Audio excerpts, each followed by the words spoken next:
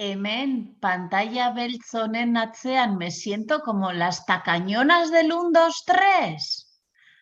O el Chicho. Akordatzen zarete? Ainhoa, emititzen ari garela ja, Bai. Se acabó.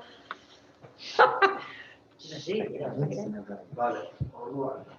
Orain, 3 pertsona ari dira ikusten. Horretargoa dago.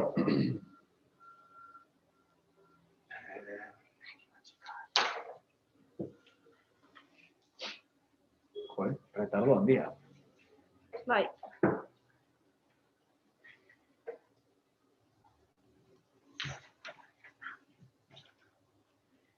Ikusten duzu da? Bai.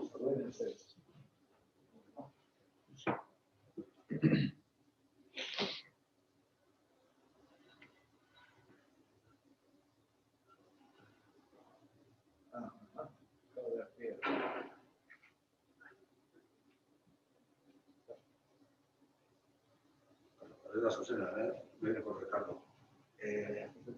Bai, hemen dago txata, hemen ocultar chat, y aquí las personas que están en Valencia y donde. Vale. Ricardo, que sí, me hace que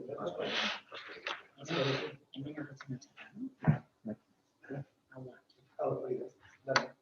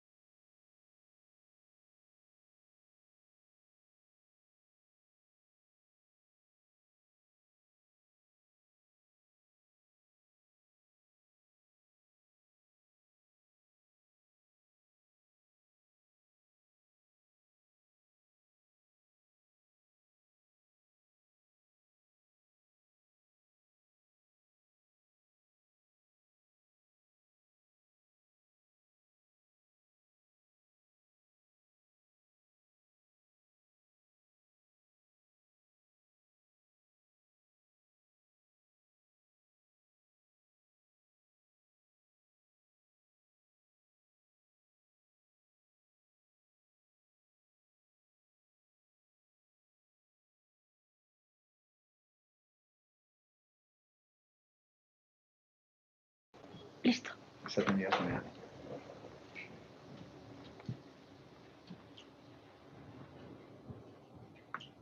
Kaixo, arratsaldeon, gaur Estilasetik lekualdatze lehiaketari buruzko hitzaldia egingo dugu, bai? Gaur hemen gaituzue Ainara eta biok, Eneko, eta baita ere laguntzenari atzaigu, hemen alboan, naiz eta ez ikusi, Beñat, Iratxe eta Joaka. Hitzaldi hau streamingen egiten ari gara, da lehenengo aldia horrela egiten dugula, espero du arazo teknikorik ez edukitzea, erkidego osorako da, eta maketatu ostean nahi duguna da zintzilikatu. Horrela izatekotan, adieraziko dizuegu non eta nola. Gero baita ere, badakizue galderak egin ditzazkezuela txatean, bai? Itxaron pizka bat, hitzaldian, galdera horiek jadanik erantzuten badiren, bai? Edo agian sortzen dira dudak hitzaldiaren barruan. Batzutan aipatzen dugu, gero azalduko da hau hobeto, bai? Kontuz horrekin. Eta, bueno, hala ere, galderak egin daitezke, eta denbora badaukagun horri erantzuteko. Eta, bueno, gutxi gora bera hitzaldia, bi zatitan banatuko dugu. Lehenengo zatia, orokorrean azalduko du Ainarak, prozesuei buruz, eta ni bigarren zatia meritajeari buruz, bai? Azkenean, justu ja bukaeran, aipatuko dugu pizka bat Nafarroari buruz, badakizue estatala dela, bai? Eta azkenean, galdera batzuei erantzun ahal izango diegu. Orduan ja, Ainara hasiko da. Eskerrik asko. Bueno, 2020 eta 2021eko lekualdatze lehiaketa egingo dugu aurten. Eremua estatala da. Honek zer esan nahi du? Edozein erkidegotara joan zaitezkela, hori bai, behin betiko destinoa baldin baduzu, edo edozein erkidegotik etor daitezkela. Hauxe, lehenengo behin betiko lanpostua, EPEA gainditu zenuen erkidegoan eta espezialitatean lortu behar duzula, gogorarazi behar dizuegu. Hau da, lehenengo behin betikoa lanpostua EPEan gainditu zenuen erkidegoan egin behar duzula, ezin duzu estatalean parte hartu.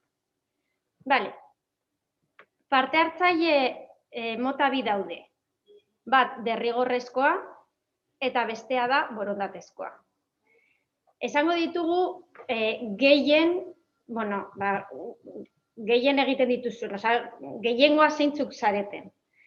Derrigorrez parte hartu behar duzuenak zarete. Praktikaldian daudenak, behin-behinekoak, suprimituak eta beste batzuk. Borondatez parte har dezakete, behin betikoek 2 urte pasata gero. Eta beste batzuk dira adibidez eszedentziatik bueltatzen direna. Horri hau imaginatzen dut ezagutzen duzuela. Agertzen delako gure aplikatiboaren arresian. Arresiari deitzen diot aplikatiboan agertzen den kuadro urdinean, grisean igotzen doazen berrietan, parte hartzeko modalitateak. Hor, nire kodea begiratu dezaket, bai? Aurrerago ikusiko duzue, ohikoenak diren kodeak. Praktiketako kodeak da. Eta praktiketan egongo da jendea, baina aurten ikasturte honetan egongo da jendea, baina gehiengoa igaz egin zuen praktikak, bai? Kasu honetan dauden pertsonak parte hartzea derrigorrezkoa da. Dokumentaziorik ezin da aurkeztu. EPEko notarekin parte hartzen da. Karrerako funtzionarioak eta gero zoazte. Salbuespena. Dokumentazioa aurkeztuko du, hirueledunetan emateko titulazioa zure erregistroan jasota ez balego. Kasu horretan bai, igo daiteke agiria. Ofizioz plaza eman aldiete praktiketan dauden pertsonei bakarrik epeko espezialitatean. Eta aurtengo lurraldean, baina hautatzen baduzu beste lurralde bat horre ere bai. Oposaketetako espezialitatean, baino ez. Eta noski, emandako plazari ez dago uko egiterik. Hurrengo modalidadea, behin-behinekoa. Praktikaldia gainditu eta gero, izan zaitezke behin betikoa edo behin-behinekoa. Behin-behinekoen kodea J da. Eta urtero parte hartu behar da lekualdatze lehiaketan. Behin betiko destinoa lortu arte. Dokumentazioa aurkeztu ahalko dute, eta baremoan aukeratu beharko dute. Mantendu aukera, gehitu aukera, edo berria, baremazio berria aukera. Aurrerago azalduko dizuet hau. Ofizioz plaza eman aldiete, baina bakarrik epeko espezialitatean. Eta ofizioz eman aldiete plaza aurtengo lurraldean, berriro ere. Ez baduzu beste bat aukeratzen, bai? Emandako plazarik uko egiterik ez dago. Hemen dokumentazioaren gakoak. Mantendu, gehitu eta baremazio berria. Dokumentazioa aurkez zenezake eta baremoan hauen artean aukeratu. Mantendu aukeratzen baduzu, ofizioz konputatzen dena mantendu egiten da. Gehitu aukeratzen baduzu, ofizioz konputatzen dena, gehi tutoretzak, koordinazioak, hau da, ofizioz konputatzen ez dizuten beste meditazioak. Egin duzun azken lekualdatze lehiaketatik ona. Zer da baremazio berria? Dena berbarematzen duzula. Azken lehiaketaren aurretiko merezimenduak. Horrek esan nahi du, azken lehiaketa egin zenuena baino lehenago eta denak aurkeztu behar dituzula. Hemen daukagu link bat, agertzen dela ikusi informazioa laugarren horrelden. Hau da, informazio horri bat dago deialdiaren laburpena agertzen dena eta bertan, laugarren orrialdean agertzen da mantendu gehitu eta berriaren deskribapen zabalago bat. Zein lurralde historikoan eman aldidate lanpostua ofizioz, galdera hau oso ohikoa den galdera da. Parte hartzen ez bada, edo lurralde historikoaren atala betetzen ez bada, 2020-2021 ikasturtean, behin-behinean edo praktiketan zerbitzuak bete dituen lurralde historikoan soilik adjudikatu ahal izango zaizkio lanpostuak ofizioz. Kontuz adibidez, Araban bazaude eta Gipuzkoan nahi baduzu.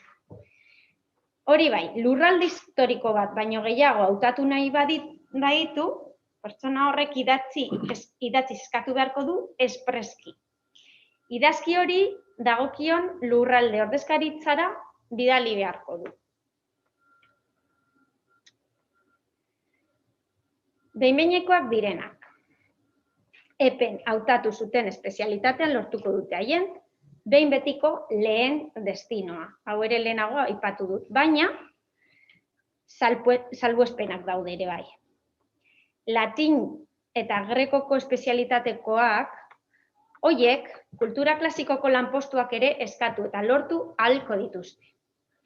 Eta pedagogia terapeutikoa, PT, eta entzumena eta hizkuntza ale espezialitateetako funtzionarioek eskatu eta lortu ahal izango dituzte maisu maistren kidegoan hauen kodeak direla 36 eta 37, eta DBH-ko lehen zikloetan, 60 kodea. Lehen zikloetan, DBH-en. Eta, noski, espezialitateen kodeak begiratzeko, deialdiaren laugarren eranskina kontsultatu dezakezu. Ofizioz ez dira esleitzen, hau da, zure zerrendan ez badaude ez dizute lanpostu hauek esleituko, helduen hezkuntzan, EPAN, maisu maestraren kidegoan parkatu, helduen hezkuntzan, EPAN, zereginen ikaskuntzarako gelan, ZIG, DBH-ko lehen 2 mailetako lanpostuetan, ezta lanpostu ibiltarietan ere. Eta bigarren hezkuntzan eta lanbide heziketan, helduen hezkuntzan, EPAN ere ez dizute ofizioz esleitzen, zereginen hizkuntzarako geletan, kurrikulum aniztasunean, hizkuntza indartzean, ezta elebidunetan ere. Bale, suprimituen kasuan. Suprimituei buruz, ohar bat, ikuskak diek jakinaraziko diete suprimituei beren egoera. Beraz, edozein zalantza izatekotan, ikuskariei ere galdetzerik badute. Bai? Derrigorrez parte hartu behar dute, bestela, ofizioz eman aldiete. Lekualdatze lehiaketan parte hartu behar dute. Eta lehentasun eskubidea erabil daiteke edo ez. Baina, baldintza batzuk dituzte. Erabiltzen bada, lan guztietan erabili beharko da, behin betiko destinoa eskuratu arte. Ofizioz eman dezakete bakarrik lehentasuna erabili duzun herrian edo zonaldean. Eta ez bada erabiltzen, eskubidea betiko galtzen da. Lanpostu bakarra ere jar daiteke, eta jarri ez direnak ez dituzte ofizioz ematen. Lehentasun eskubidea izan daiteke zentrora, edo herrira, edo zonaldera. Adibide bat, demagun herri baterako eskabidea 5 partaidek egiten dutela. Eta herrian 3 plaza huts daudela. Lehentasunezko eskubidea duen parte hartzaileari plaza huts horietako bat bermatuko zaio. Partaide horrek lehentasunezko destino bat lortu ahal izango du puntu gehiago dituen beste partaide baten aurretik.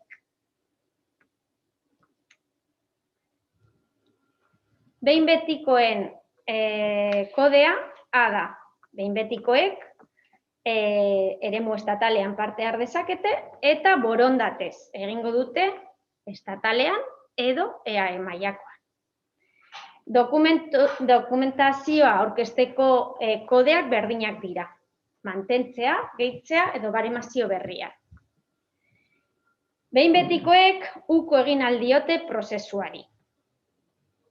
Eta behin-behineko ebazpenaren 5 egunetara egin aldiote uko. Maisu maestrek dituzten espezialitate guztiak erabil ditzazkete. Baina horretarako aurretik habilitazioa eskatu behar da, aurrerago azalduko dut hau.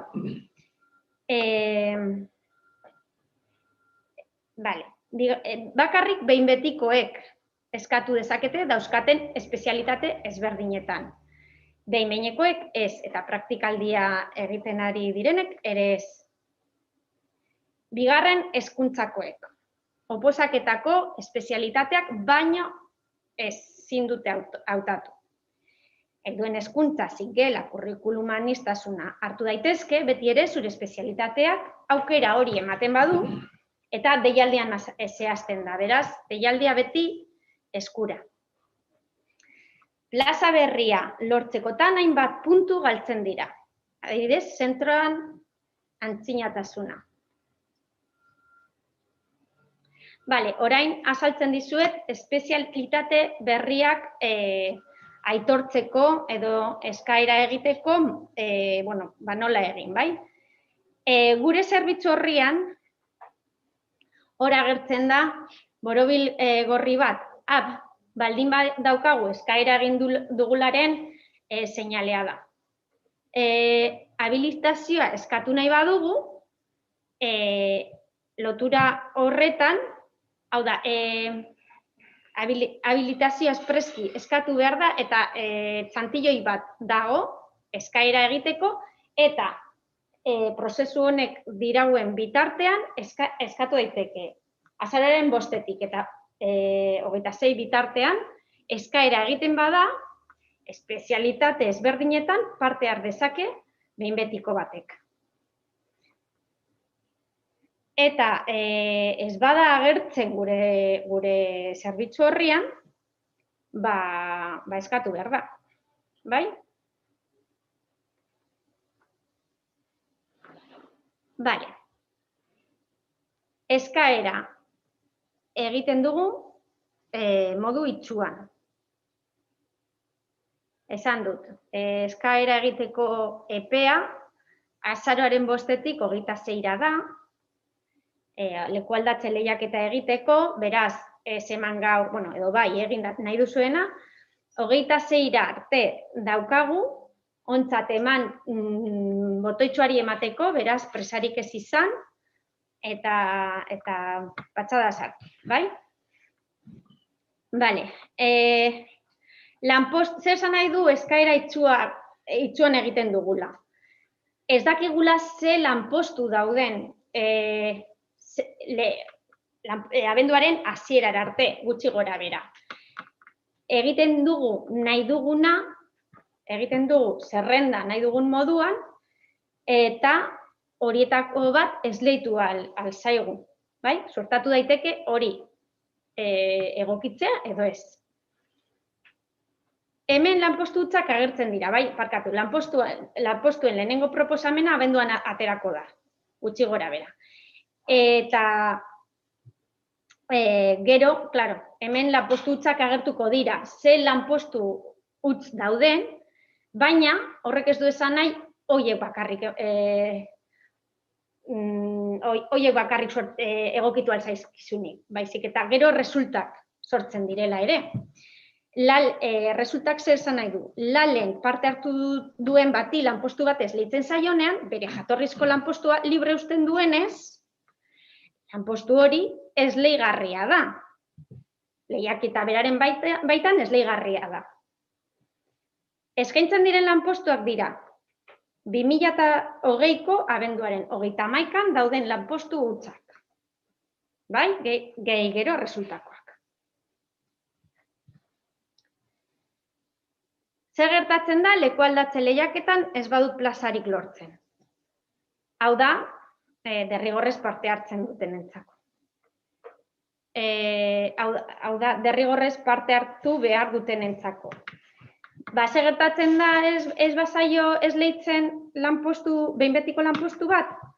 Udako esleipenean parte hartu beharko dutela. Hurrengo ikasturterako lanpostua lortzeko. Eta horiek egiten dute udako esleipena ordezkoek baino lehenago. Agindua irakurri berriro diogu. Aginduaren lotura daukagu hor, agindua leku guztietatik daukazue, beraz, ezagutzen duzue. Egon zaren ikastetxea da zure erreferentziazko ikastetxea. Uko egin ahal izango duzu erreferentziazko ikastetxeari, bi ikasturte igaro ondoren. Hori ere egin daiteke, bai? Eta berez lehentasuna duzu ikastetxe horretan. Lekualdatze lehiaketako puntuaziorekin parte hartzen duzu. Eta praktiketan daudenak epeko notarekin. Heldu gara baremoaren atalera eta hitza pasatuko dio tenekori. Eskerrik asko. Eta ordenagailua ere, bai? Bai, eskerrik. Beno, baremoan, bai, merituak. Zer barematzen da, zer meritatzen du? Antzinatasuna, katedraduna izatea, merezimendu akademikoak, karguak, prestakuntza jarduerak eta beste merezimenduak.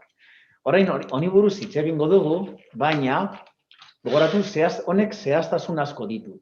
Eta gero, behin jakinda zer barematu nahi dugun, bakoitzak gomendagarriena da gero begiratzea baita ere aginduaren lehenengo eranskinean, bai? 30. orrialdean hasten da, bai? Handik aurrera begiratu. Eta ez bakarrik dagoen zatitxoan 30. orritik 39 arte. Baita ere 40-41 orrialdetan hor hainbat ohar daude eta pena merezidu baita ere hori 40 eta 41 orrialdeko oharrak edo zehetasunak baita ere begiratzea. Lehenengo gauza, ziurtatu espediente pertsonalean atalean zer daukazuen jadanik jasota, bai? Hori begiratu behar da. Jakiteko jadanik zer daukazuen, bai? Lehiakideak merituak irakaslegunean, webgunearen helbidearen bidez aurkeztu behar dira, bai? Baitere, ohiko bideen bidez aurkeztu daitezke. Hau da, ohiko bideak izango lirateke korreozen bitartez, udaletxe kontzertatuen bitartez eta zuzeneanen hitzorduak. Baina, lehenesten dena aurten batez ere COVID egoera dela eta da online egitea. Irakaslegunean, online. Plaza lortzeko, gero aipatuko dugu, behin betiko bigarren plaza lortzen dugunean, eta handik aurrera hurrengo behin betikoak lortzen ditugunean, puntu batzuk galduko dira, baina hori orain aipatuko dugu. Prozeduran, irakaslegunean, merituak aurkezteko irakaslegunean sartzen gara, bakoitza bere kodearekin, bai? Bere passwordarekin, eta hor, eskuinaldean, lehenengo lauki urdin horretan ikusiko dugu hori. Irakasleen lekualdatze lehiaketa. Merituak, betekizunak aurkeztea.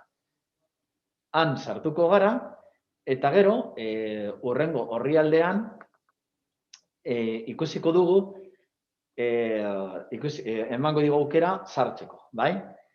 Aurkezteko dokumentazioak agertzen da zerrendatxo bat, hor ja irakaslegunean sartzen garenean, zerrendatxo bat, eta han klikatzen ditugu gure aukerak. Bai, zuzendaritzakoak, ez dakitze, beste merezimendu batzuk, klikatzen ditugu.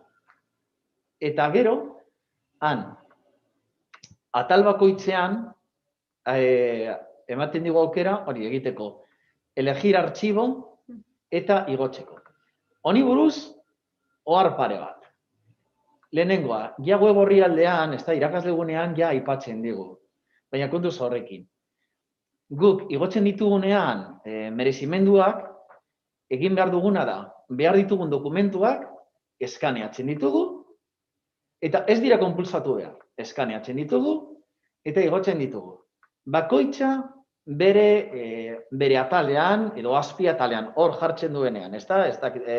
Merezimendu akademikoa, lehenengo erazkina, 3. puntua. Doktoregoak, graduondoak eta parteko sariak. Elegir artxibo, hor elegir artxibo klikatu,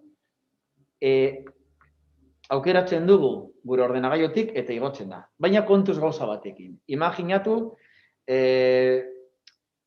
doktoregoa, edo bi doktorego ditugula, adibidez. Bi doktorego ditugu, imaginatu, eta atal berdinean edo azpi atal berdinean igotzen ditugunez, igoko ditugu biak, baina PDF bakarrean. Ja orrialdean, aipatzen digu, baina PDF bakarrean igotzen dugu.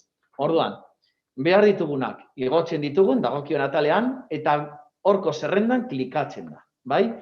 Beste ohar bat, asko zoratu zarete, eta gu baitere lakoan hori galdetu dugu, eta bueno, badago orrialde bat, non ohiko PDF-a dena, betikoa, aurreko urteetan betetzen zena, gure izenarekin, eta gure meritatzeko dokumentuen zerrendarekin. Bai, eta oraindik eskuragarri dago webgunean, ze oraindik korreos bitartez bidali daiteke, baitere hori beste aukera bat da, korreos bitarte bidaltzea.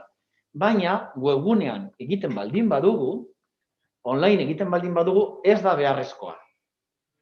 Behean jartzen zuen baita ere akreditatzea hori eta dokumentua hori baita ere igo zitekeen, baina eske online egiten baldin badugu, ez da beharrezkoa, zeiadanik gordeta dago hor zerrenda, zer igo den eta zer ez.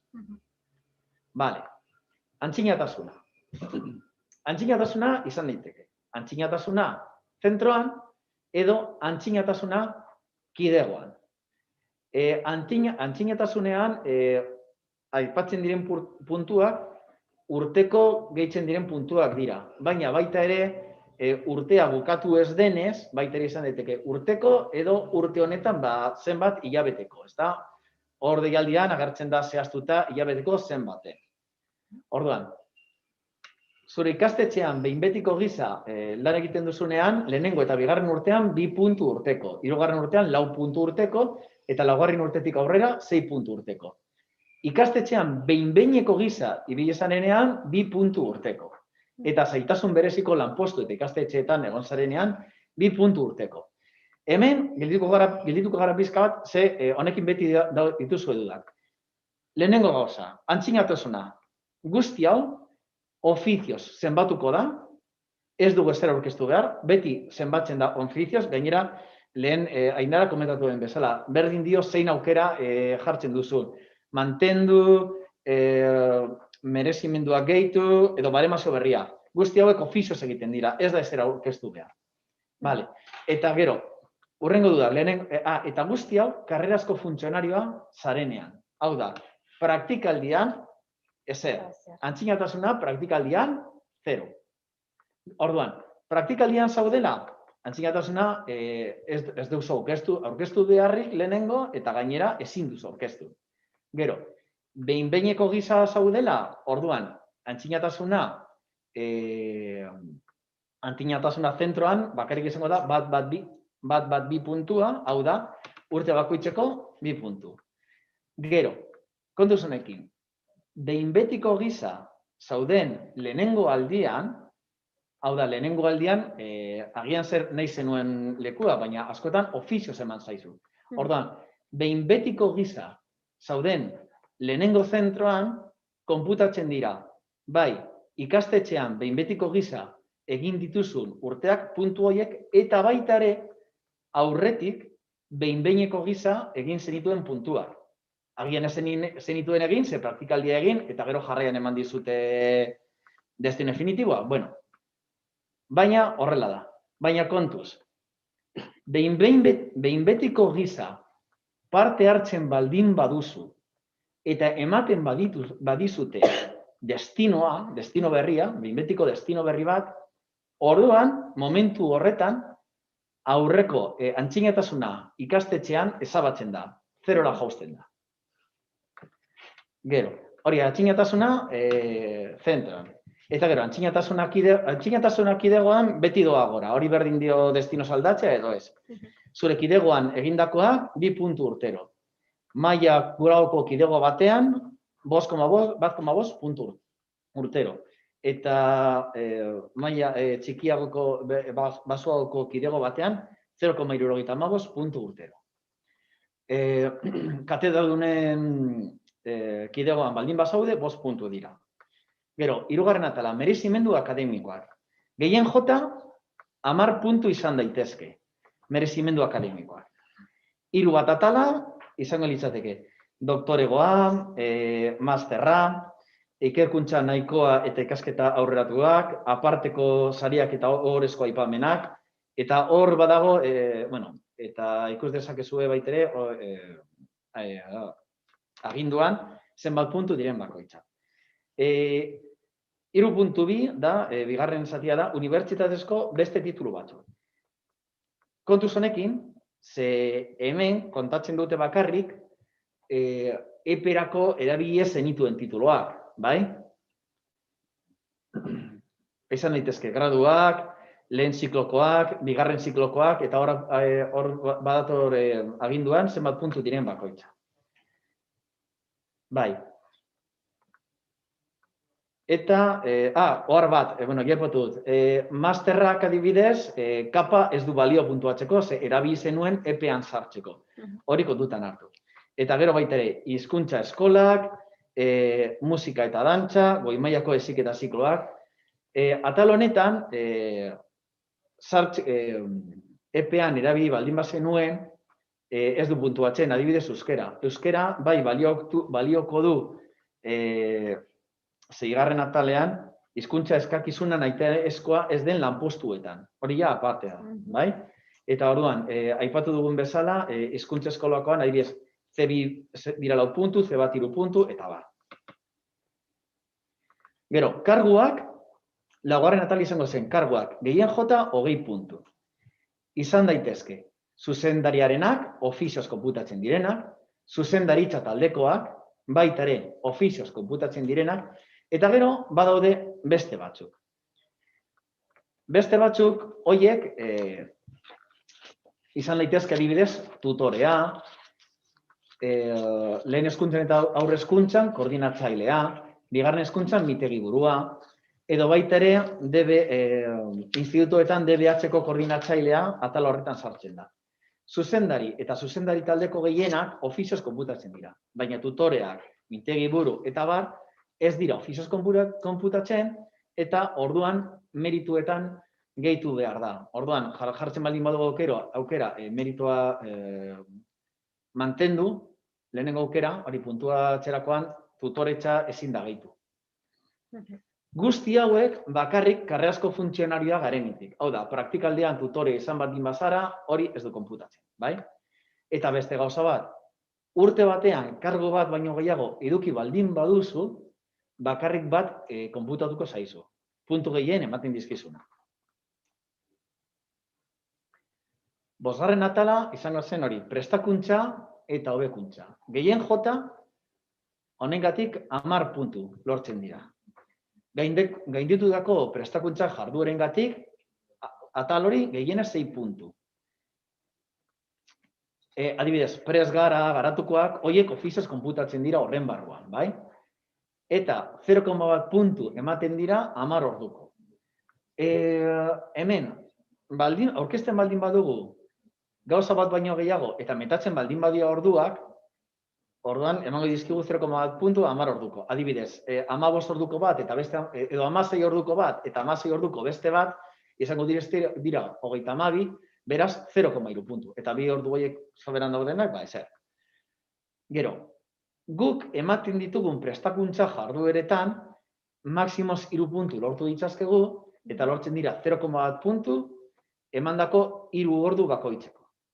Eta azkenik, beste espezialitate bakoitzeko EPE-ren bidez lortutakoa, normalean honi deitzen dieguna da EPE horizontala, beste espezialitate bat lortu baldin badugu, bakoitzeko puntu bat. Gehien jot, bai, eta horiek ofizioz konputatzen dira. Gero badago, beste mirezimendu batzuk daude. 6. atala. Hemen gehienez 15 puntu lor daitezke. Argitalpenak gehienez 8 puntu. Eta hori izan daitezke liburuen egilea izatea edo artikuluen egilea izatea. Ikerketak edo berrikuntzarako sariak 2,5 puntu kontatzen dituzte. Eta gure hezkuntza sailak antolatu baldin badu, ofizioz konputatuko dira. Gero, meritu artistikoak eta literarioak gehien jota 2,5 puntu. Gero, hezkuntzako administrazioko lanpostuetan lan egin baldin badugu, baitere puntuatu dezake, maximo 2,5 puntu. Hori bai, karrerazko funtzionarioak garenetik, kontuz horrekin. Praktikaldian edo beste garai batean edo lehenago karrerazko funtzionario izan baino lehenago, ez du konputatuko. Gero, epean, oposaketetan, mahaikidea izateagatik baita ere, baita ere puntuatzen du.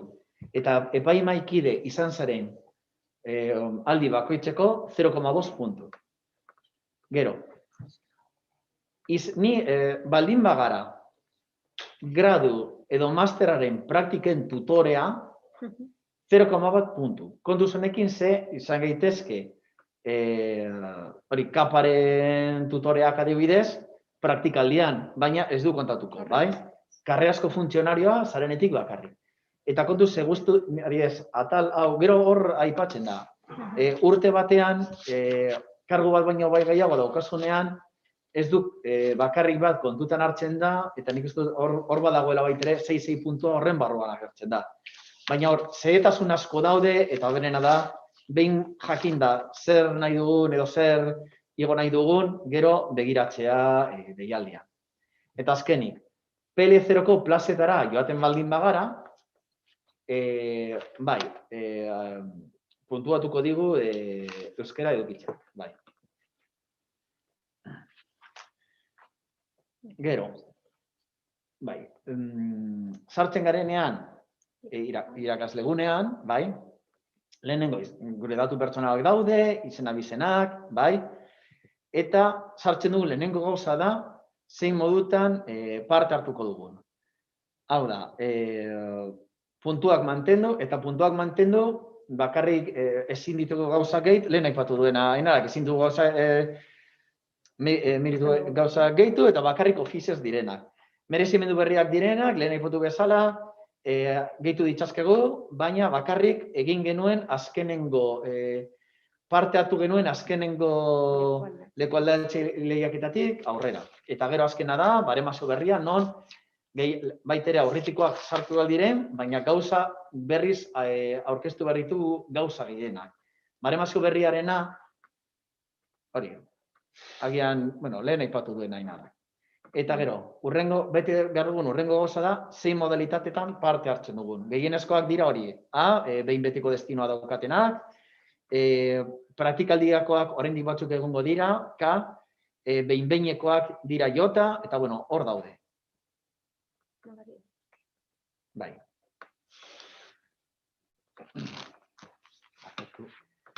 Urrengo zatia da hori, lehentasuna, urrengo zatia izango litzateke lehentasuna, bai?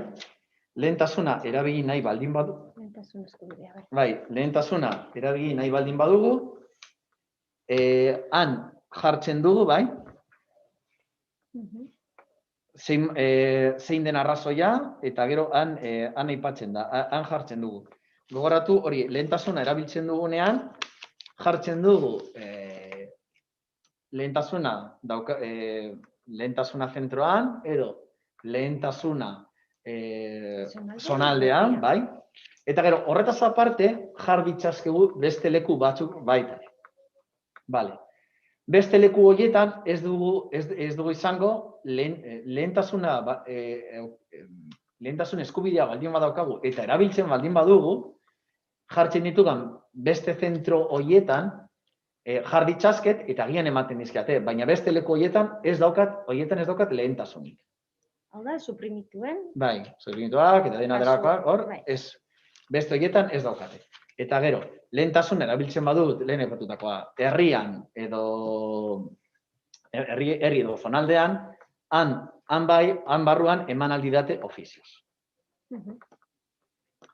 Urrengo zatitxoa jartzen du hori, elkarrekin lehiatzeko edo ezkonbide eskubidea erabili nahi baduzu soilik bete beharrezkoa. Hori da konkurrentziarena. Hori beste norbetekin parte hartzeko bakarrik nahi baldin baduzu betetzen duzu, eta konkurrentziarena deialdiaren 6. kapituluan dago, bai? PDF-aren 18 eta 19 orrialdeetan. Eta gero ja, guztiok, gehienok, parte hartuko duzuenok, gehienok egingo duzuena da, zerrenda bete.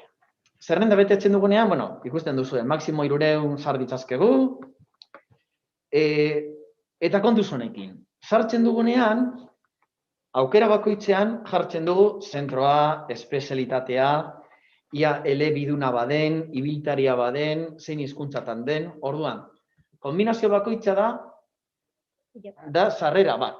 Hau da, adibidez, nik parte hartu dezakedala, nahi dut, ikastetxe honetan, lehenengo hezkuntzan eta baita ere aurre hezkuntzan. Sartuko dut zentro horretan lehenengo hezkuntzan, izango da aukera bat, eta gero, zentro horretan aurre hezkuntzan, izango da beste aukera bat. Edo zentro horretan ibiltari eta ez ibiltari. Ibiltari bat eta ibiltari beste bat. Edo nahi dut, lehen hezkuntzan, aurre hezkuntzan, ibiltari edo ez ibiltari, azkenean lau izango dira. Bueno.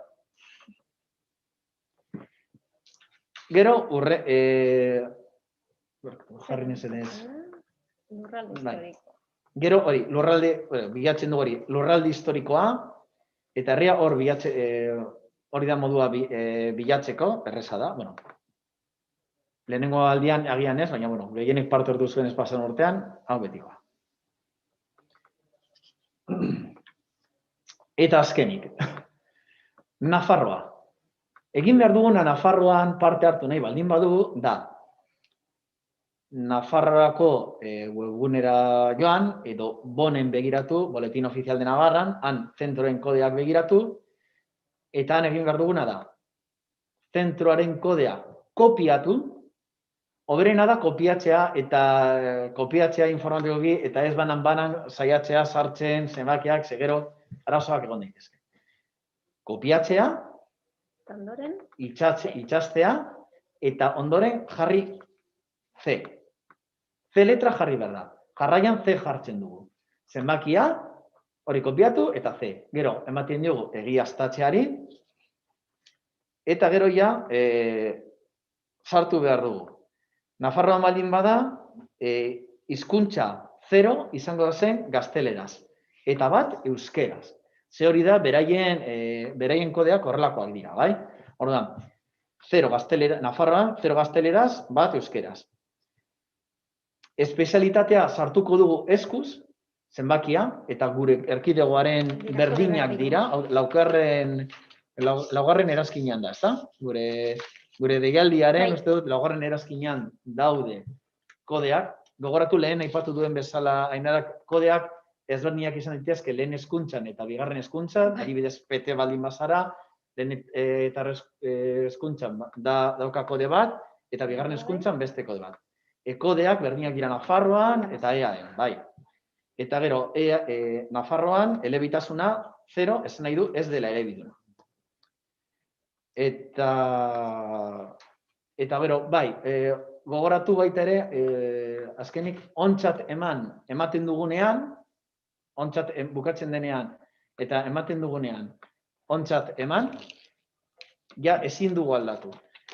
Ez badugu gordetzen, eta derrigorrez parte hartu baldin behar badugu, sistemak gorde zuen azkenengo aldiak zeukana, izango da gure lehiaketa. Baina, voluntarioki parte hartzen baldin badut, eta ez badut gordetzen, galtzen da, eta ez dut parte hartzen leku aldatze lehiaketa. Eta orain ja honekin, galderak edo... Bale, batzu jasoko zenuten ziberresteilasa, edo gure sareetan ikusiko zenuten, ze hainbat galdera heldu zaizkigu formulario baten bitartez. Eta gehienak erantzuten dira eman dugun azalpenarekin. Eta guztiak ezin direnez erantzun, eta, bueno, egoitzetan egoten garenez, bai Gipuzkoan, bai Araban, bai Bizkaian, bai Nafarroan, esan nahi dut, deitu daiteke, emailak idatz daitezke, eta erantzungo dugu. Gure kideek botako dizkigute galderak, eta saiatuko gara erantzuten. Ainhoa Astigarraga ere badago Arabatik, Arabako egoitzatik eta Gasteizeko egoitzatik, eta erantzun aldigu berak ere bai. Beraz, saiatuko gara zalantzak argitzen. Eta ezin badugu gaur eta hitzaldi honetan, ba aurrera egingo dugu. Modu pertsonalizatuagoan. Beñat, ezan. Bai, Ainara. Bai. Aurrera goaz galderekin. Aurrera. Galdera mordo bat dago, esan duzunez, zala ez bakarrik horrengo txatean agertu direnak, baizik eta aurretiaz planteatuta zeudenak. Haietariko asko erantzun da daude, baina goaz faltatzen direnek. Edo, batzuk eskatzen dute, azaldutako zerbait berriro azaltzean mesedez. Bai, Hasiko gara. Venga, habilitazioa eskatzeko prozedura zein da? Vale, habilitazioa eskatzeko prozedura, a ber, ez dakit zer naiteken. Karo, hemen daukadana,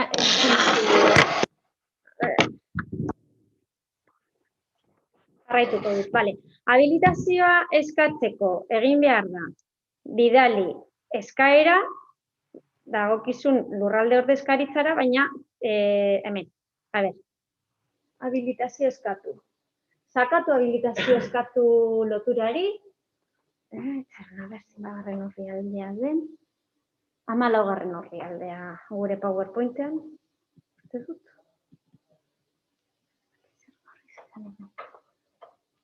Ai, jarri zer dena. Hau. Kaixo, barkatu, zerbait esan dezaket habilitazioaren inguruan?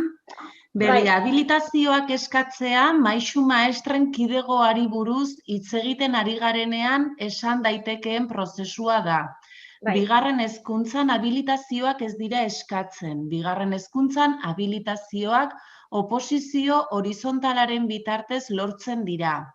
Maisu maestren kidegoan, bigarren espezialitateen habilitazioak lortzen dira, batetik, hezkuntzako webgunean, pertsonalaren atarian, badagoelako eskaera orria.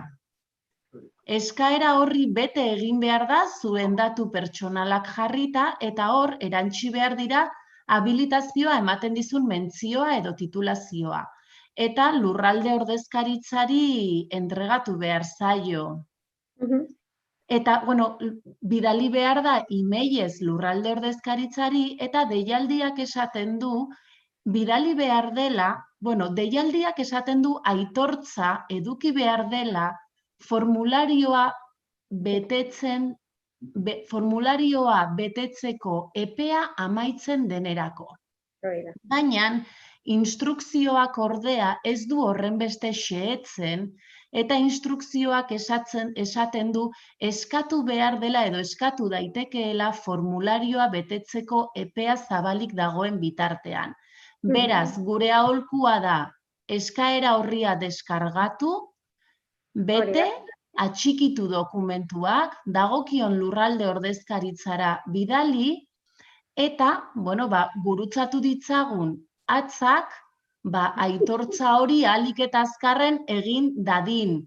Eta, beste espezialitateak, lortu nahi diren espezialitate horiek lekualdatze lehiaketako formularioan sartu, baina jakinda habilitazio hori oraindik ez dagoela aitortuta.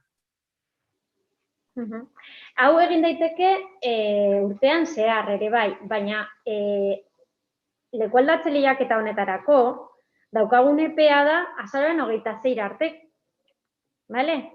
Orduan, ez baduzu eskatu, eskazazue, 26 arte daukazue eta ohiko formatoak, ohiko bideak hartu, hau da, lurralde ordezkaritzan, edo korreo bidez, edo beste aholku bat ere badago merituen horrian ere oharrak atal bat, eta bertan aipatu hori, espezialitatea aitortzeko eskaera egin duzuela. Beste galdera bat. Bi lurralde eskatu daitezke? Bai. Adibidez, Bizkaia eta Gipuzkoa osoa? Bai. Bai, eska daiteke. Baina horretarako espreski eskaera egin behar da. Dagokion lurralde ordezkaritza. Listo? Bai. Badoa. Behin-behineko erreferentziazko ikastetxean plaza galtzen baduzu? Behin-behinekoa bazara. Baina behin-behinekoa bazara eslipenera zoaz. Orduan, sortzen duzu zure referentziazko ikastetxe berria eta aurrera leku aldatze lehiaketa eta bar. Eta puntuak arazorik, ez? Puntuak gehiago, 2 urte, osea, Noiz jakingo dugu bakoitzaren puntuazioa? Merezimenduak agertuko dira abenduak inguruan, esan dut lehen. Baina ez dakigu noiz hori kontsultatu egiten da eta behar izan ezkero 5 egun ditugu erreklamazioa egiteko. Galdetzen dute berriro, ze titulazioa entregatu behar den eta zein ez? Ofizioz dagoena... entregatu behar dena... ofizioz, eske asko da hori, galdera hori, depende zehaztasuna. Osea, baldin bada, begiratu behar duguna da, gure zer daukaten ja haiek, hau da, beraien zeitorain ateratzen... Irakaslegunean daukagu irakaslegunean dago... titulazioak atalean, hor, ez bada agertzen, hori da igo behar duguna. Detaile bat honekin. Webun, osea, irakaslegunearen bitartez, igo behar ditugunean, titulo berriak, bai, batez uste dut graduak direnean, eta igo behar dira PDF bakarrean, hori lehen aipatu dut, baina uste dut ere hor bertan aipatzen dela, titulu guztiak igotzeko, baita ere lehendik igota zeudenak. Ez dut ulertzen zein den horren arrazoia, baina ikusten dut handik badagoela zehaztuta guztiak igotzeko aldi berean, eskaneatu guztiak eta PDF bakarrean igo. Jadanik daudenak ez dira igo behar. Beste galdera bat, suprimitua izan zara, preferentzia hori zure zonaldean, zure herrian, ikastetxean, urte batez bakarrik dago edo hurrengo urteetan mantentzen da? Zuk suprimitua baldin bazaude, daukazu eskubidea lehentasuna erabiltzeko. Urte baten ez duzu erabiltzen lehentasun eskubidea, hurrengorako galtzen duzu. Hori bai, baina asuntoa da. Nik urte baten erabiltzen dut lehentasuna. Ez badut lortzen, naiz eta beste leku batera joan, jarraitzen dut eskubide horrekin. Zure eduki zenuen, destino definitiboa eduki zenuen azken zentroa, hori jarraitzen du izaten zure referentziazko zentroa. Eta zuk jarraitzen duzu edukitzen lehentasuna hor, lehentasuna erabiltzen duzu, jarraitzen duzu bitartean, eta destino definitiboa lortu arte. Urte baten ez baduzu lehentasuna erabiltzen, galtzen duzu. Edo destino definitiboa lortzen baldin baduzu, behin betiko destinoa lortzen baldin baduzu, ja, sakao. Baina bestela bai, jarraitzen duzu edukitzen. Aurtengo leku aldatze lehiaketa arrunta bakarrik edo berezia dago, bai? Hau, arrunta da. Eta igaz izan zen, 10 urte pasata gero gutxi gora bera, berezia izan zen lehenengo urtea, eta aurten deialdia bakarrik da ikuskarientzat eta hori, eta karrerako funtzionarioentzat eta praktikaldian daudenentzat.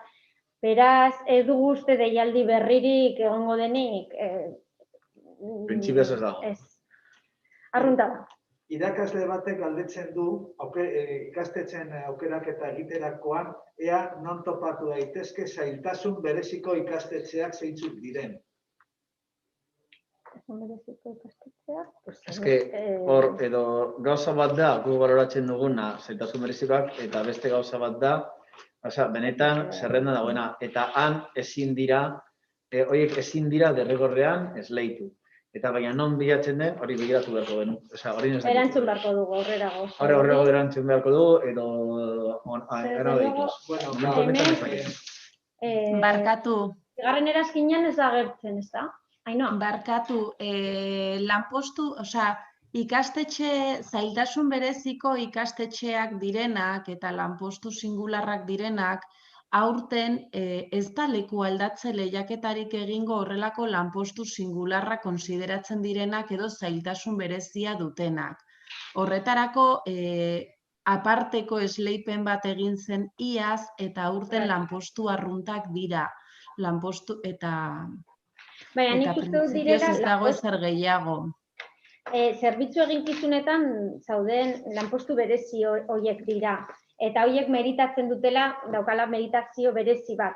non kontsultatu daiteke ezin dugu jakin. Bilatuko du. Bilatuko. Bilatzen dugu bitartean, jarraituko du. Baina printzipioz aldatze lehiaketan honetan ez dira sartu. Behin titula aurkeztu eta ez zuten kontatu. Berriro aurkeztean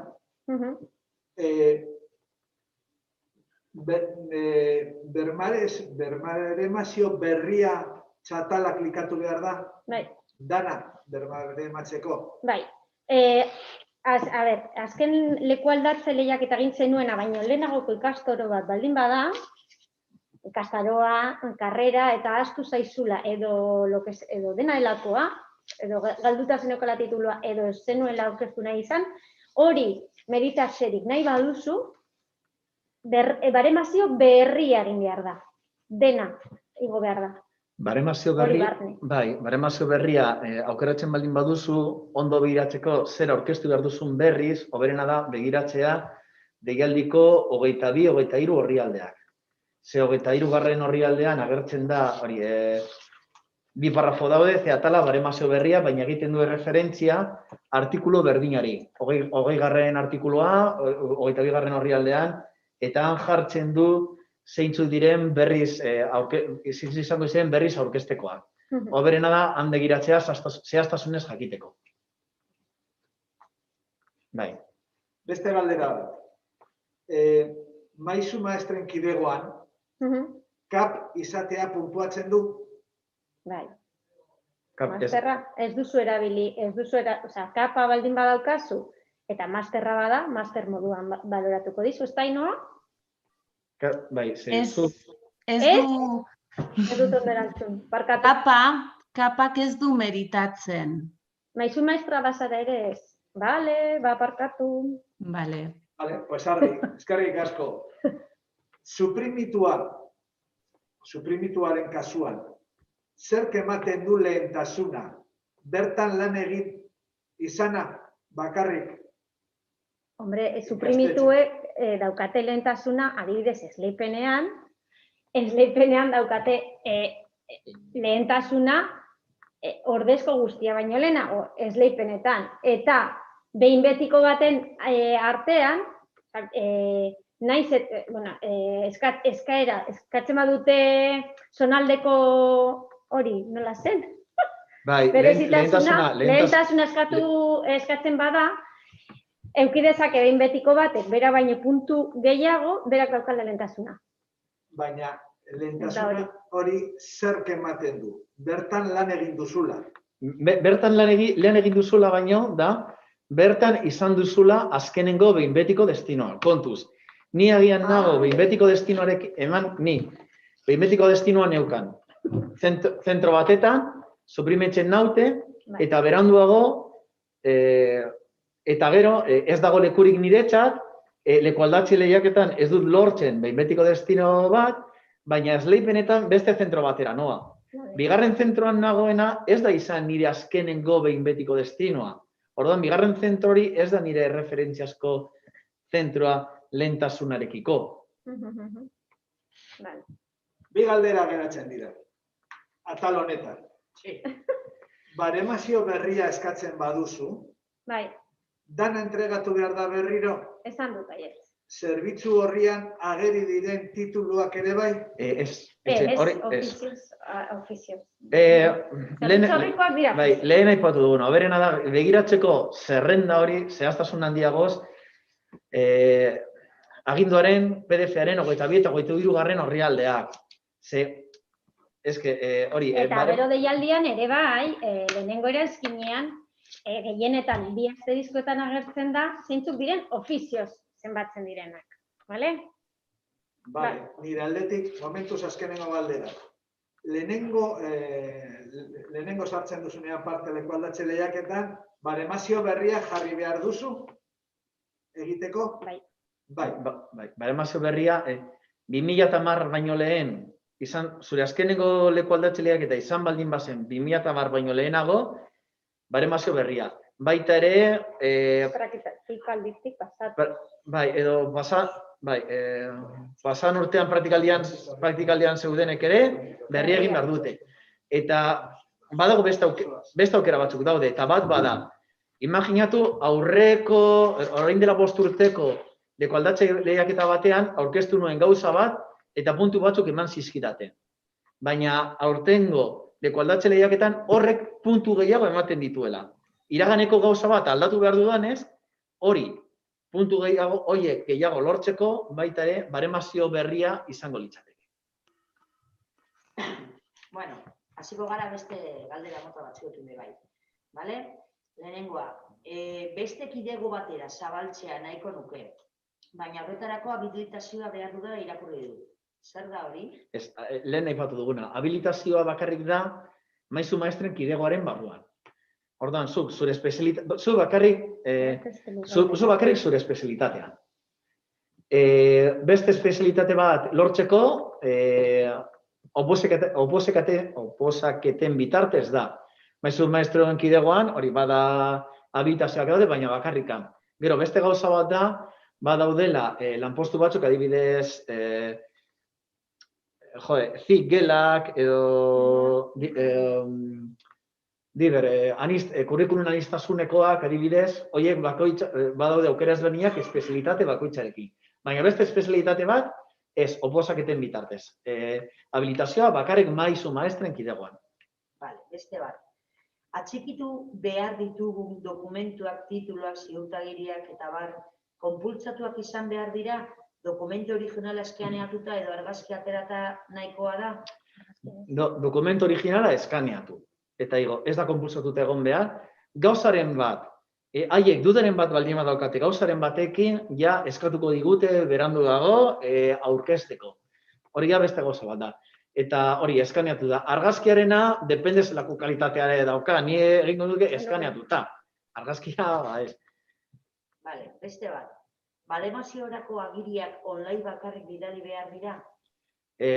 Lehen ezten da, online. Badaude beste aukera batzuk, eta aukerak ja lehena aipatu dugu da, korreozen bitartez, udaletxe kontzertatzen bitartez, eta itxordua zuzenean, baina online lehen ezten da, eta kontuz ez utzi 26aren azkenengo momenturako, zer badakigu, zer gertatu daitekeen, aplikazio informatikoekin guztiok aldi berean sartu nahi baldin badago.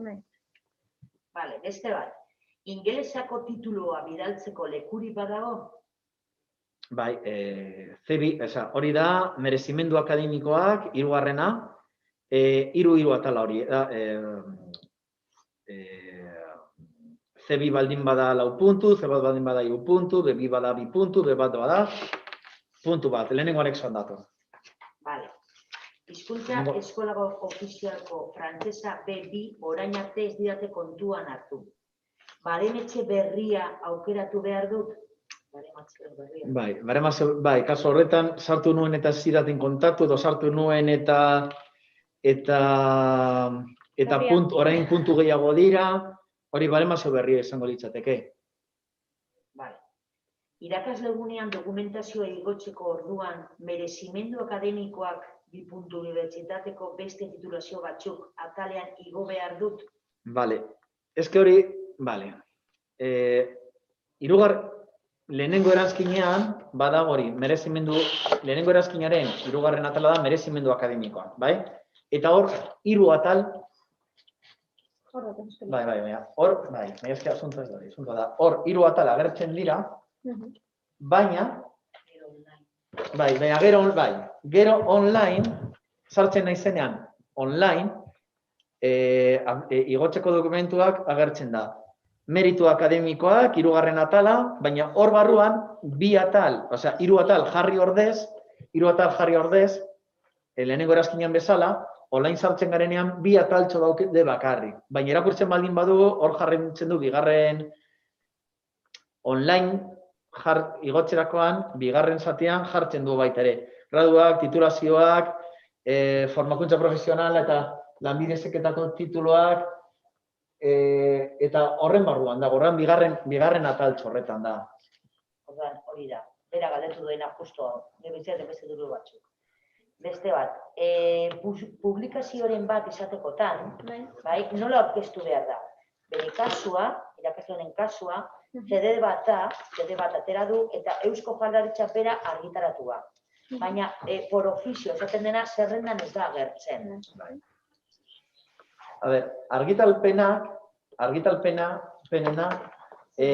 nahiko luzea da, bai? Orduan, nik hemen erantzun artistikoa eta laria literari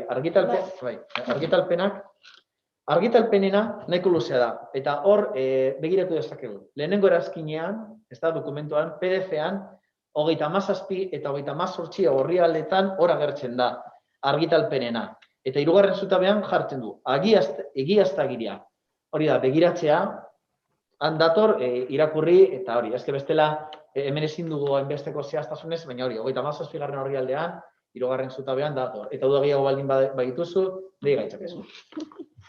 Vale, beste bat daukagu. Hiru ikastaro bat ditut. 3 PDF-etan igo beharrean PDF bakar batean igo behar ditut. Sistema usten nau 3 artxibo igotzea atal berean. PDF bakarrean, lehen aipatutakoa. Gauza bokoitz igotzerakoan, bere atal edo azpia atalean sartu behar da gauza bakoitza. Baina, 2 edo 3 gauza baldin baditut igotzeko online azpiatal batean, PDF bakarrean batu behar ditut. PDF bakarrean batu eta igo. Vale, beste bat. Nola gehitzen duzu tutoretza? Tutoreatzearena eskatzen diozu egiaztagiria zuzendaritza taldeari eta gero eskaneatu eta igo, nagokion zetian. Vale, hau uste dut berdina dela, esaten dizu, nola demostra esakegu tutoriak izan garela, baina kasu honetan praktikaldiko irakasle batekin.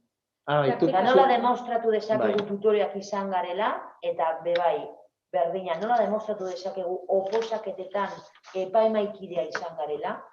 Epaimaikide principios da ofizioz, itxain, Epaimaikide da... Dena, deialdean agertzen da, Bai, 6-5 da, lehenengo erantzkineko 6-5 epaimaikide baldin bazara, printzipioz ofizioz da. Eta gero, 6-6, hau da, zu izan baldin bazara, karrerazko funtzionarioa zaren bitartean, praktikaldien tutorea, bai, praktikaldien tutorea. Aurreko galdera zen, tutore ikasleen tutorea, bai. Baina izan baldin bazara, unibertsitateko ikasle baten praktikaldi batzuen tutorea, hori 6-6 atala da, eta hor jartzen duena da, hori hezkuntza administrazio eskudunak emandako egiaztagiria edo hala badagokio tutorizazioa burutu duen ikastetxe publikoko zuzendariarena. Hau da, edo delegaritzak, edo zuzendaritzak egin dezake dokumentua, eta hori bai, igo behar da. Eta gertu behar da, ikasturte akademikoa, eta praktika horien iraupena. Oso ondo. Praktikaldian parkatu, baina lehenagoko gure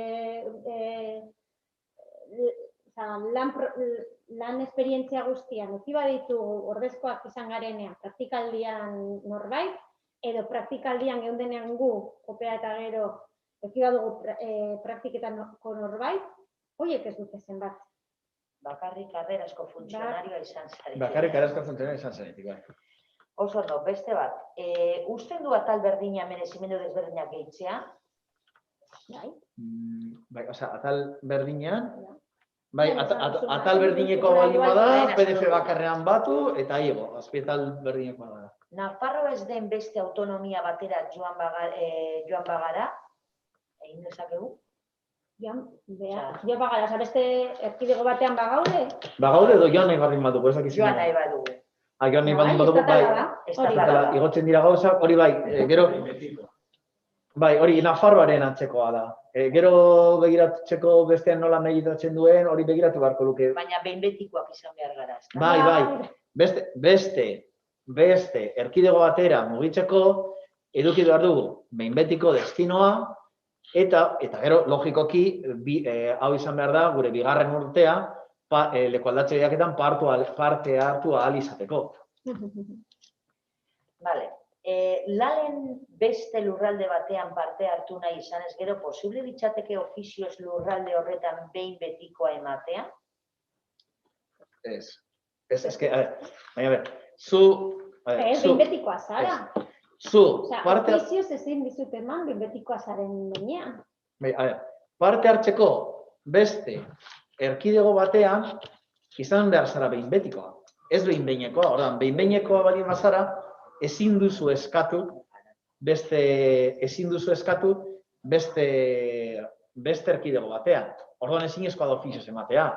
Eta behin betikoa baldin bazara eta eskatzen baldin baduzu beste erkidego batean, bakarrik zuk jarri dituzue lekuetan eman aldizute. Eta gainera, gero, badakizu, borondatez parte hartzen baldin baduzu, behin behineko esleipen agertzen denetik 5 egun daudela uko egin izateko.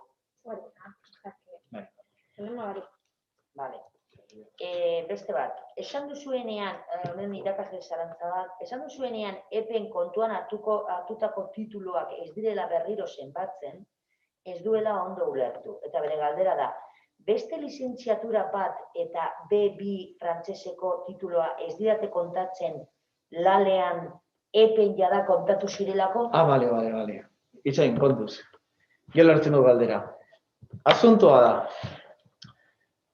Nik titulo bat erabili baldin badut eperako, baina itxain, hemen bi gauza ezberdindu behar dugu. Nik epean parte hartzeko exigitu didate titulo batzu. Hoiek ezin ditut erabili. Exigitu dizkidatenak. Baina nik beste titulo bat daukat. Eta erabili nuen epean, baina ez exigitzen zidatelako, baizik eta emerituak lortzeko. Hoiek bai. Adibidez, imaginatu, ni naiz lizentziatua biologian eta baita ere lizentziatua matematiketan, imaginatu. Eta ni sartu nintzen eta erabili nuen lizentziatura matematiketan, bai? Eta gero lizentziatura biologian puntu gehiago lortzeko. Vale. Orduan, ni hemen antzeko egoeran nago. Lehenengoa ez dit kontatuko puntuetarako, baina bigarrena bai. A ber, ondo... Orduan, esan nahi duzuna, ekstra dana, derrigortuta ez geundena orkesteko, bai puntuatzen dola lalen. Bai, ekstra dena bai puntuatzen du, bai. Aurreko leku aldatzean ez nuen unibertsitateko ikasketa bati dagokion ikaslearen ziurtagiri akademikoa aurkeztu. Beraz, oraingoan berria egin beharko nuke gehitu beharrean? Aurreko leku aldatze lehiaketan ez bazuen gehitu, egin behar du, nahi baldin badu sartu, egin beharko du baremazio berria, baina horretarako daukan guztia. Bai, behiratu behar da.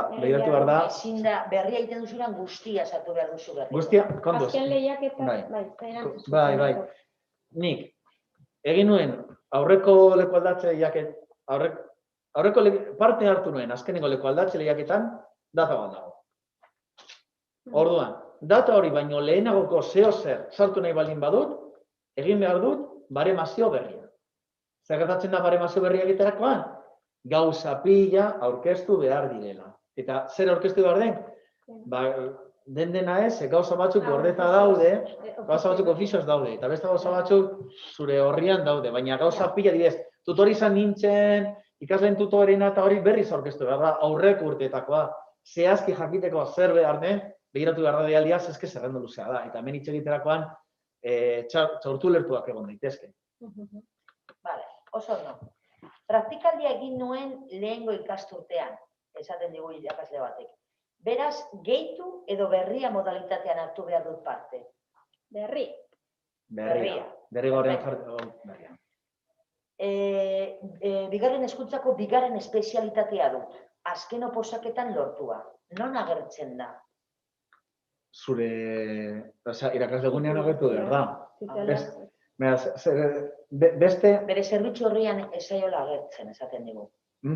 Ba, hori ez dakit non agertu behar dut delegaritxara azalpenak eman. Bai, baina... Maizu maistra da. Bigarren hezkuntza. Ez, bigarren hezkuntzakoa da, orban. Bigarren hezkuntzakoa baldin bazara eta beste espezialitate bat lortu baldin baduzu, hori itxen, Koratu behar dut, zein atalitan zegoen. Bai, hori da, 5-3. Kidegoko beste espezialitate bakoitzeko puntu bat lortzen da. 5-3. Eta 5-3... Hori da? Eta hori, Euskal Autonomia Erkidegoko administrazioa espezialitatea lortu berri izana, ofizio zenbatu behar da. Hori, honetarako ofizio zenbatu behar da.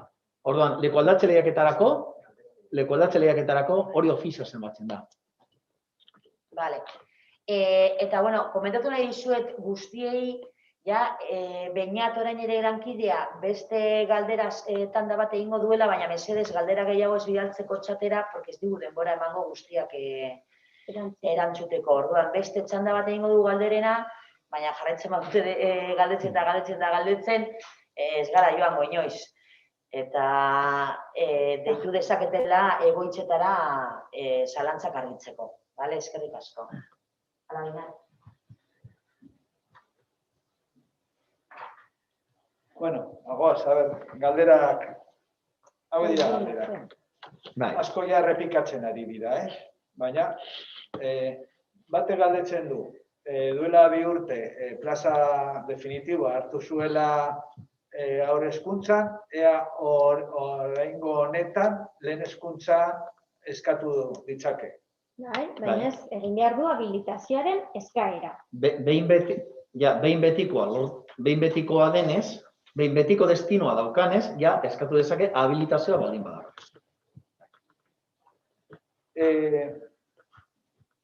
Batek esaten du, komentatzen du, Euskal Herria dagoela lanean zerbitzu eginkizunetan. Bai. Oraingo lekualdatze lehiaketan, Euskal Herritik kanpo beste plaza bat lortzen badu, jarraitu dezake zerbitzu eginkizunetan. Nik imaginatzen du, honek ez daukala zerikusia lekualdatze lehiaketarekin, baizik eta zerbitzu eginkizunaren arrazoia gaitik. Bai, hori aztertu behar dena da zein den zerbitzu eginkizuna. Osea, zerbitzu eginkizun mota ezberdinak daude, eta hori aztertu behar da kasuaren arabera. Galdera laburra. Agenda 21eko arduraduna izateak meditatzen du? Ez. Ez. Ale, irakasle bat, ale plaza dauka, behin-behinekoa. Behin betiko lortu dezake haur hezkuntzan? Ez. Ez. Behin-behinekoa delako, baina habilitazioa eskatu dezake eta behin betikoa denean, 2. urtean lekualdatze lehiaketa egingo du, eta dauzkan espezialitate guztiak erabilditzen. Orduan, laburtzagatik galdera guztietan, behin betikoa ezaren bitartean, ezin duzu espezialitatea aldatu. Hori da. Bakarrik salbuespen bi daude, eta lehen azaldu PTA zarenean, edo entzumena eta hizkuntza duzunean, maisu maestretan, eta 2. hezkuntzan latineko eta grekoko espezialitatea. Galderakoa da ale. Bai, baina ez haur hezkuntzan. Ez que PT, hor, aukera bakarra, adibidez, PT esan daiteke. PT lehen eta haur hezkuntzan, edo PT 2. hezkuntzan. Bi aukera hori ditu, bai? Baina hori, bi aukera horiek, baina PT, ez gero PT pasatu lehen hezkuntzako tutore izatera. Behin-behinekoek eska dezakete EPA? EPA, ez. Ez behin betikoak ere, ez da? Bai. Eskatu bai, singularrean agertuko da. Ez dena agertatuko da ofizioz ematea. Eskatu daiteke. Bai. Galdera hau bai errepikatzen da behin eta berriro. Baten zerbitzu horrian, titulazioen bat sartuta dago, baina gero, aurreko lekualdatze lehiaketan ez zuten kontatu meritoa bezala. Zer egin behar da, edo nola eskatu behar da, titulo hori kontutan hartzeko lekualdatze lehiaketan. Lehenengo, bi gauza daude, lehenengoa, begiratzea ia titulu hori benetan puntuatzen duen, ze adibidez, nik euskara titulua baldin badaukat, ez dit puntuatuko. Osa, puntuatuko nire euskara titulua puntuatuko du PL0ko lanpostu batetarako. baina bestela ez dit puntuatuko. Ordan lehenengo goza da, hori begiratzea benetan puntuatzen duen. Hori da, lehenengo erantzkinan begiratu eta dagokion atalean eta ber puntuatzen duen edo ez. Eta puntuatu beharko balu, orain, egin beharko lukeena da baremazio berria. Ziurtatu eta gero, bestela baremazio berria. Eta gero, aurten egiten baduzu eta ikusten baduzu, uste baldin baduzu gauza bat txartu puntuatu dizutela, ateratzen, lehen aipatutakoa Ainarak, ateratzen denean abendu aldera, hori berandago izan zitekeen,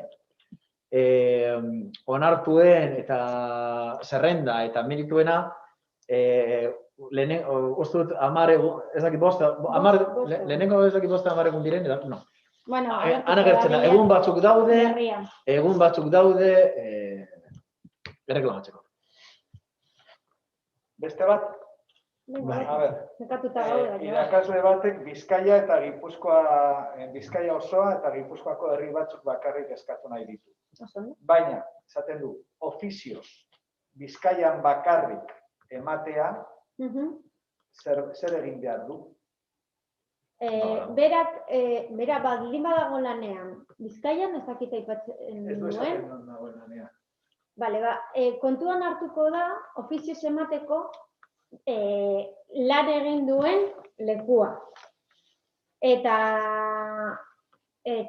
hori, emango diote ofizioz, salbuespena da, nahi badu, bigarren herrialde batean, ematea ere bai, ofizioz, eskatu behar duela espreski. Lurralde ordezkaritza. Bai. Bueno, galdera. Merituak lehenengo aldian aurkezten da lekualdatze lehiaketan, baina merituak aurkezteko. Aurkeztu da oposaketa praktikaldia ondoren. Lehenengoa denez meritatzen duela, zer markatu behar du? Gehitu ala berria? Berria. Agertzen da hori. Habilitazioan, zer esan nahi du EZP, NRP? Haunik daki, adina gaitik, número de registro personal. Número de registro personal, vale. Suprimitua, zer esan nahi du? Suprimitua izan nahi du ere bai behin-behinekoa zarela, baina tokirik ez daukazula zauden eskola? Ez, zeren, suprimituei ikuskariek esaten diete, suprimitua izango zara, beraz, lekualdatze lehiaketan parte hartu beharko duzu. Zure behin-behineko lanpostua eta referentziazko ikastetxeko lanpostu hori desagertzen bada, zuzara behin-behineko pertsona bat egiten duzuna lekualdatze lehiaketa eta ez badizute behin betiko destinoa ematen, egiten duzuna esleipena. Suprimetua izateko lehenengo behin betikoa izan behar zara. Beste galdera bat. Nonbait begiratu daiteke RPTA, ikastetxetako RPTA edo dauden plaza libreak? Hori zutako zuten. Bai, horren inguruan, hainbat gauza daude, bueno. Lehenengo, publikatzen da, publikatuta dago... Publikatuta dago, zeintzu diren, begiratu daiteke, zeintzu dauden libre, publikatuko da, eta momentu batean publikatuko dira batzuk. Baina imaginatu, abenduaren 10ean publikatzen dira. Baina abenduaren 10etik, abenduaren 30 arte, agian batzuk jubilatzen dira, eta horiek ere egongo dira gutxik. Eta alene kontuz.